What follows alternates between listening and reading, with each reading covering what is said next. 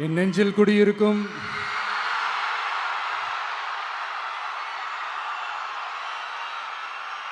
கரூர் சொந்தங்கள், உங்கள் அனைவருக்கும் என்னுடைய வணக்கம்.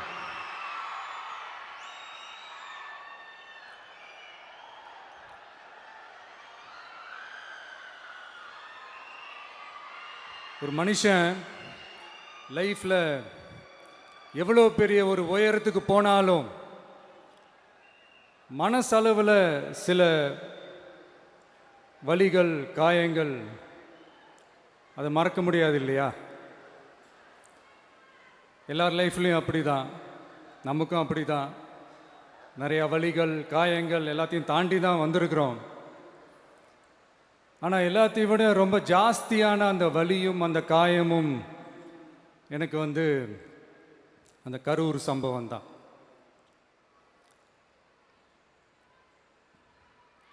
மக்களை சந்திக்கணும், மக்கள் பிரச்சனைகளை எடுத்து பேசணும்.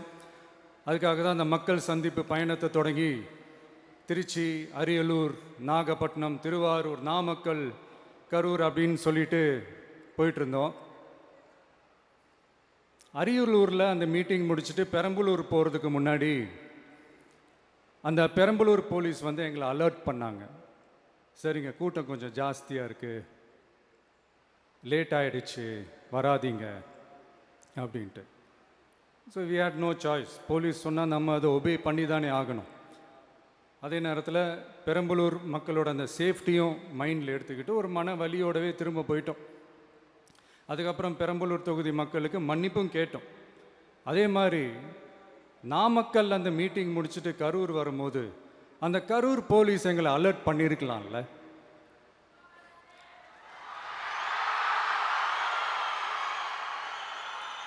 இல்லை சார், இங்கே எதிர்பார்த்ததை விட கொஞ்சம் கூட்டம் அதிகமாக இருக்குது, கண்ட்ரோல் பண்ண முடியல, வராதிங்க. அண்ட் போலீஸ் நினச்சா அவங்க அந்த மீட்டிங்கே கேன்சல் பண்ணலாம். ஏதோ தப்பாக இருக்குது, ஏதோ தப்பாக தோணுது அப்படின்னு நினச்சிட்டாலே they have all the rights to cancel the meeting. எங்ககிட்ட கேட்கணும்லாம் ஒன்றும் அவசியமே கிடையாது. ஆனால் அதையெல்லாம் எதுவுமே செய்யாமல் அந்த ஹைவேல இருந்து அந்த ஸ்பாட்டுக்கு போலீஸே எங்களை உள்ளே கூட்டிகிட்டு வந்து விட்டு அந்த நாடகம்லாம் இருக்குது பாருங்க.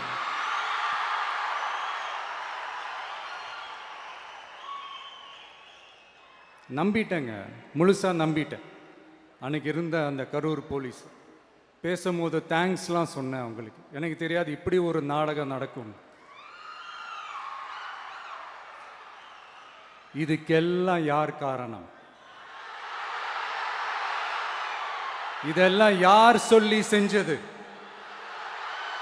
இப்படி பண்ணுங்க, அப்படி பண்ணுங்க, சப்போஸ் அப்படி நடந்தா இப்படி பண்ணுங்க, சப்போஸ் இப்படி நடந்தா இந்த மாதிரி இன்ஸ்ட்ரக்ஷன்ஸ்லாம் கொடுத்து அந்த ப்ரெஷர் போடுறது யார்?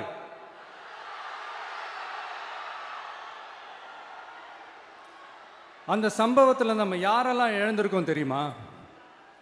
ஒரு டிவியில் என் படமோ பாட்டோ வந்துச்சுன்னா, அம்மா விஜய் மாமா, அம்மா விஜய் மாமா அப்படின்னு சொல்லி அவங்க அம்மா கிட்ட சிரிச்சுக்கிட்டு அந்த டிவி ஸ்க்ரீனை போய் தொட்டு முத்தம் கொடுத்துக்கிட்டு என் அக்கா தங்கச்சிங்களோட தங்க பிள்ளைகளை இழந்திருக்கோம்யா. மழலை கூட சரியா வராதப்போ ஒரு பேப்பர் மேகசினில் என் ஃபோட்டோவை பார்த்தா அதை சிரிச்சுக்கிட்டு அந்த கள்ளங்கபடம் இல்லாத அந்த சிரிப்பு, அந்த கடவுள் மாதிரி இருக்கிற அந்த பச்சை பிள்ளைங்களை இழந்திருக்கோம்யா. என் அக்கா தங்கச்சி, அண்ணன், தம்பி, குடும்ப உறவுகளை இழந்து அந்த வலியோட இருக்கிற என்ன நீங்கள் ஏளனமாக பேசுகிறீங்களா? என் மேலே பழியை தூக்கி போடுறீங்களா? இப்படி ஒரு சம்பவம் நடந்துருச்சு. இது ஏன், எதனால், அதுக்கான பின்னணி என்னன்ட்டு அந்த வலியோட வீட்டில் உட்கார்ந்துட்டு இருக்கிற ஓடி ஒளிஞ்சிட்டான்னு வர சொல்கிறீங்களா? வாயின்னு முன்ன இருந்தா என்ன வேணாலும் பேசுவீங்களா?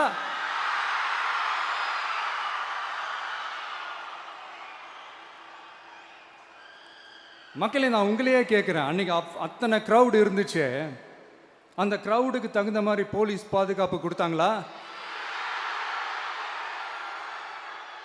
இந்த இடத்தை எடுத்துக்க சொல்லி நாங்கள் தான் சொன்னோம்னு ஒரு போலீஸ் ஆஃபீஸர் பேட்டி கொடுக்குறாரு. அதுக்கு என்ன அர்த்தம்? இவ்வளோ வலி, இவ்வளோ காயங்கள் கொடுத்துட்டு பழியை தூக்கி நம்ம மேல போட்டுட்டு அதுல ஒரு அரசியல் ஆதாயம் தேடுறீங்களேயா? இதுல வாய் கூசாம சட்டசபையில ஸ்டாலின் சார் நம்ம மேல திருப்பி விட்டு அங்க ஒரு அரசியல் செய்றாரு. அதுக்கு என்ன அர்த்தம்? நமக்காக வந்திருக்கிற மக்களை காக்க வைக்கிறதுக்கு நான் ஒன்றும் ஆதாயம் தேடுற அரசியல்வாதியெல்லாம் கிடையாது. மக்களுக்காக அரசியலுக்கு வந்தவன் இந்த விஜய். எனக்காக எல்லாமும் கொடுத்த என் மக்களுக்காக எல்லாத்தையும் விட்டுட்டு மக்களுக்காக மட்டுமே அரசியலுக்கு வந்தவன் இந்த விஜய். அவங்களுக்காக நன்றி கடன் செலுத்துறதுக்காக மட்டுமே அரசியலுக்கு வந்தவன் இந்த விஜய். உங்களுக்கு தான் இந்த விஜயை பத்தி நல்லா தெரியுமே. ஆனா நம்ம எல்லாருக்குமே இத்தனை வலிகள் காயங்கள் கொடுத்தவங்களுக்கு இந்த 2026 தேர்தலில் தக்க பதிலடி கொடுத்துட்டீங்க. ஆனா அது மட்டுமே பத்தாது மக்களே, அது மட்டுமே பத்தாது. காலகாலத்துக்கும் எழுந்திருக்கவே முடியாத அளவுக்கு நிரந்தரமான ஒரு பதிலடியை நீங்க கொடுத்துக்கிட்டே இருக்கணும்.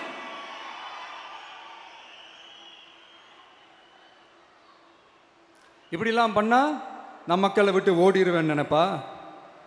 யார் என்ன ஓடினாலும் நான் மக்களை விட்டு எல்லாம் ஓட மாட்டேன். அன்னைக்கும் சொன்னேன், இன்னைக்கும் சொல்றேன், நாளைக்கும் சொல்றேன், தில்லா சொல்லுவேன், கெத்தா சொல்லுவேன்.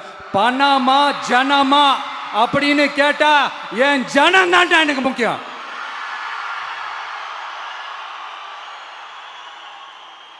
மக்களே, உங்களை விட எனக்கு இந்த காசு பணம் முக்கியமா என்ன?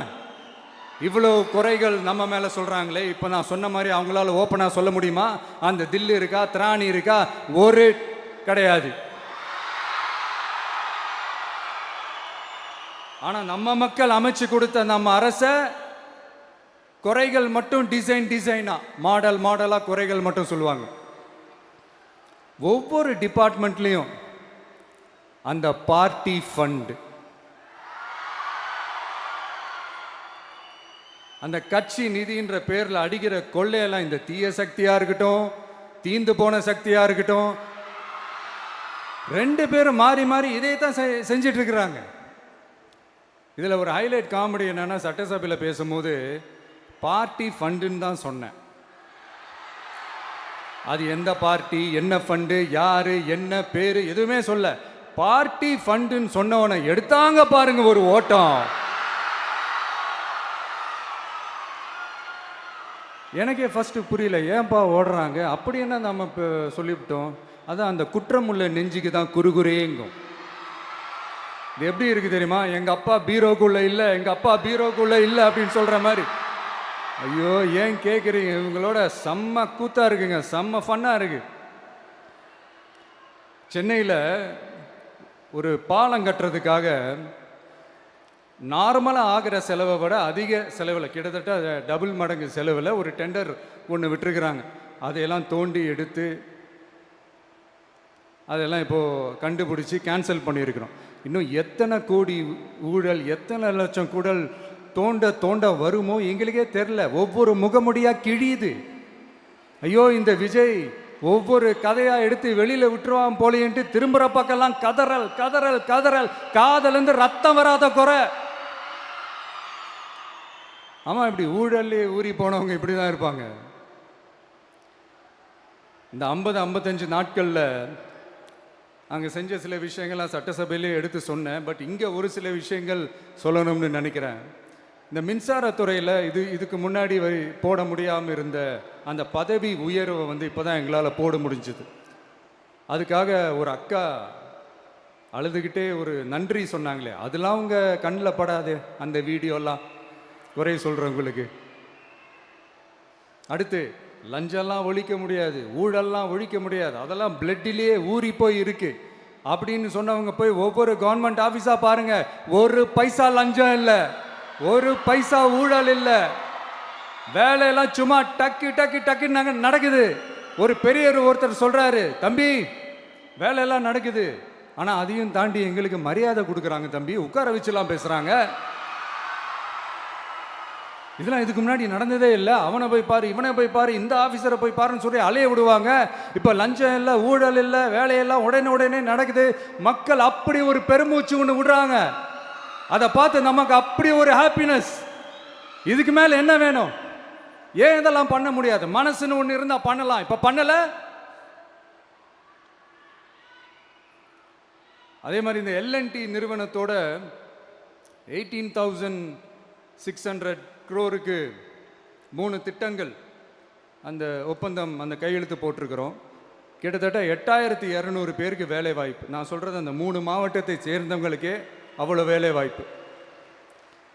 குறுவை சாகுபடிக்காக 134 கோடியில் அந்த சிறப்பு தொகுப்பு திட்டம் அறிவிச்சிருக்கிறோம் நம்ம விவசாயிகளுக்காக. இப்போவும் சொல்கிறேன், நம்ம விவசாய பெருமக்களே, உங்களோட இந்த அரசு கூடவே நிற்கும்.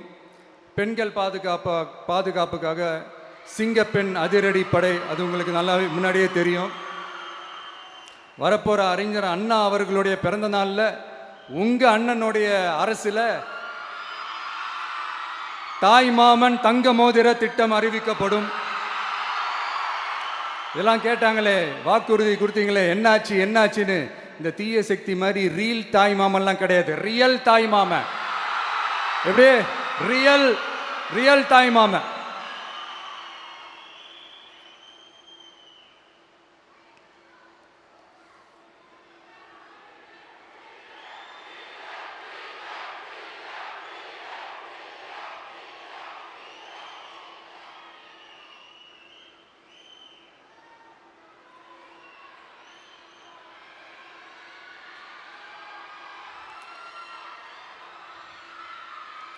இந்த தீய சக்தியை பற்றி, அவங்க நிர்வாகத்தை பற்றி ஒரு வெள்ளை அறிக்கை ஒன்று வெளியிட்டோம்ல, அது ஷார்ட் அண்ட் ஸ்வீட்டாக சொல்லணுன்னா, ஒரு ஓட்ட பாத்திரத்துக்குள்ளே தண்ணி ஊற்றிக்கிட்டே இருந்திருக்கிறாங்க.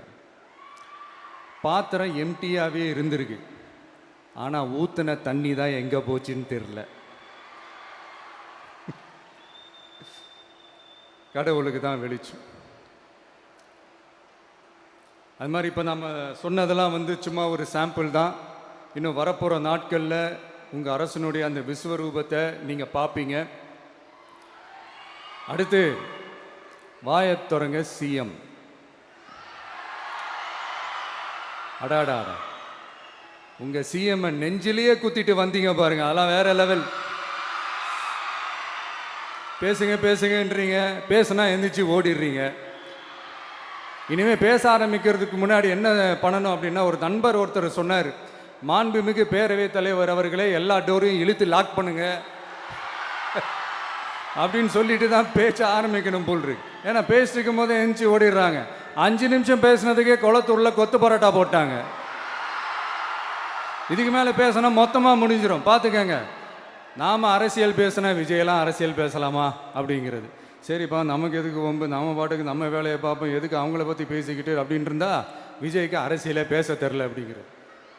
இப்படியே மாறி மாறி மேகதாது அணையை பற்றி என்ன தெரியும், விஜய் அதை பற்றி பேசலை.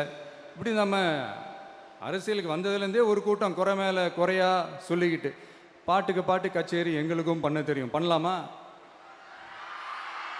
இந்த மேகதாது அணை சம்பந்தமான அந்த வழக்கில் தமிழ்நாட்டோட பெட்டிஷனை சுப்ரீம் கோர்ட் எப்போ ரிஜெக்ட் பண்ணுச்சு? அப்போ யார் ஆட்சியில் இருந்தா? ஏன் ஒழுங்காக வாதாடல? நீங்கள் ஒழுங்காக வாதாடி இருந்தீங்கன்னா அதை ரிஜெக்ட் பண்ணியிருக்க மாட்டாங்கல்ல. ஏன் ஸ்டாலின் சார் வேணும்னே விட்டுட்டாரா? ஏன் இப்படிலாம் கேள்வி கேட்கலாமா? இப்படிலாம் கேள்வி கேட்டால் தான் மேகதாது அணையை பற்றி பேசுனதா அர்த்தமா? ஏன் அந்த ஸ்டேட்டு சிஎம் பேசுகிறாரு, நீங்கள் ஏன் பேசலை அப்படின்னா, நம்ம ஸ்டேட்டோட உரிமையை எங்கே நிலைநிறுத்தணுமோ அதுக்காக வேலை பார்க்குறது மட்டும்தான் முக்கியம். சும்மா சவால் விட்டுக்கிட்டு சீண்டிப்பார், நான் யார் தெரியுமா, தொட்டுப்பார், இப்படிலாம் பேசிக்கிட்டு இருந்தால் வேலைக்கு ஆகாது. சும்மா பேசி பேசி பிரச்சனையை வளர்த்துக்கிட்டு யார் மேலேயாவது பழியை தூக்கி போட்டுட்டு அப்புறம் மக்களை அம்போன்னு தெருவில் விட்டுட்டு இப்படி தான் ஒரு அரசியல் பண்ணணும்னா அந்த அரசியல் நமக்கு தேவையும் இல்லை, அதை நம்ம செய்யவும் போகிறதில்ல. Talk less work more mode தான், அதுதான் நம்ம பாலிசியே.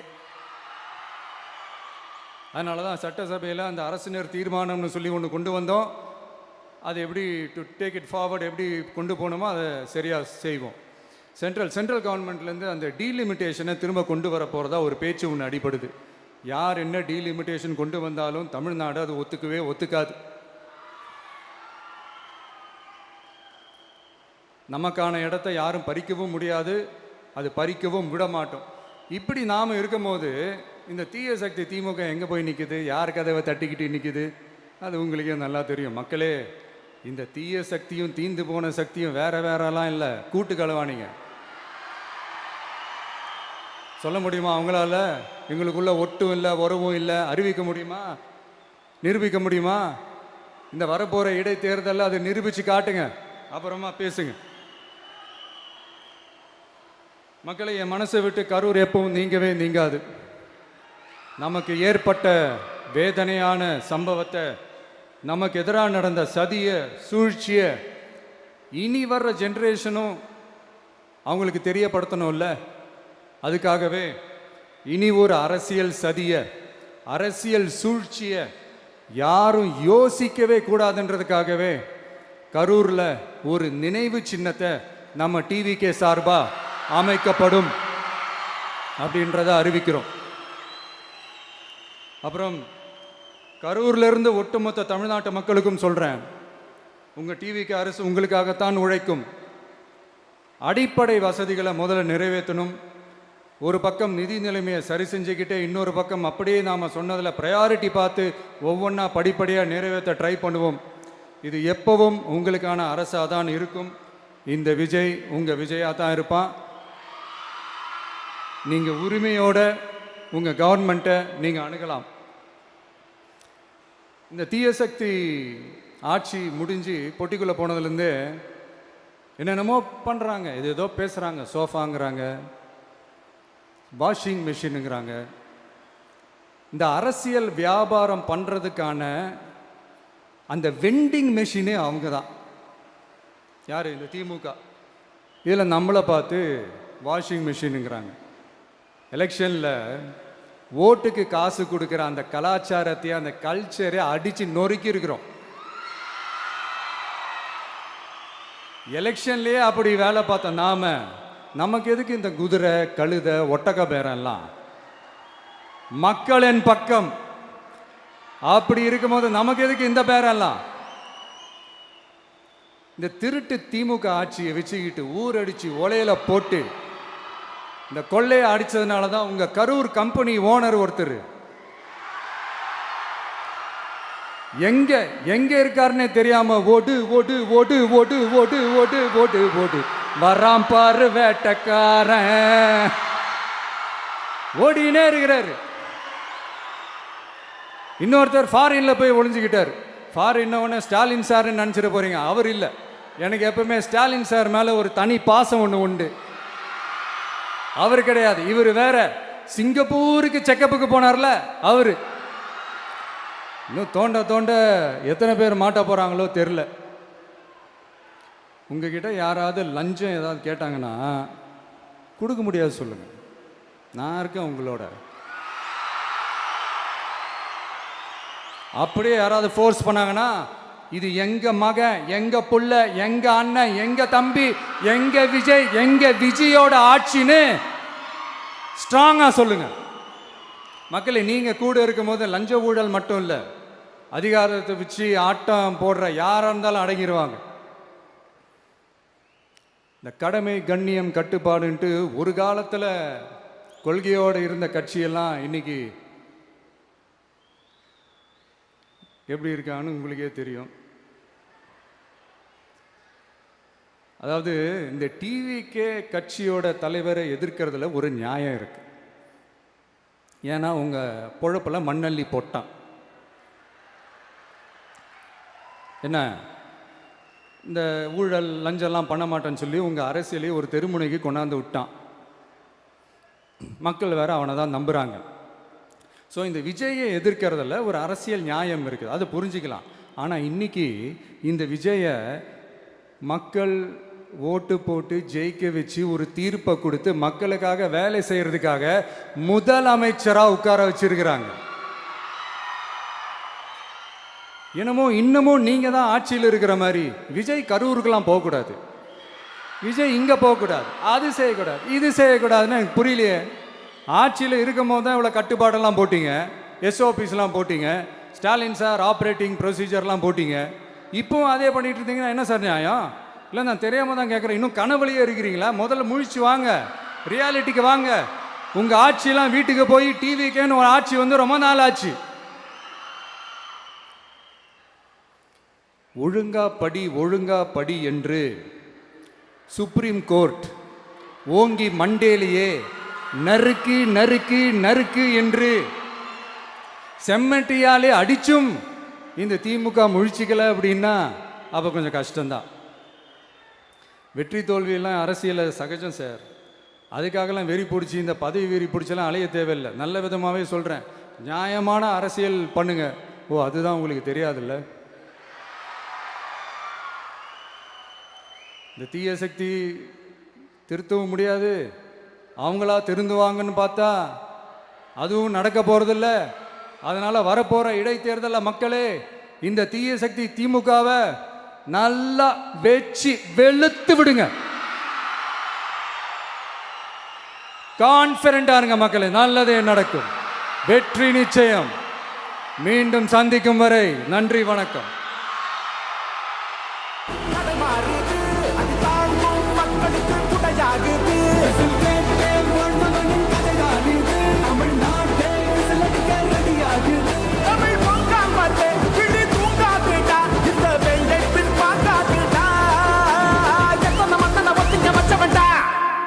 நான் தன்னந்தனியாளு, நீ நம்ம பாரு.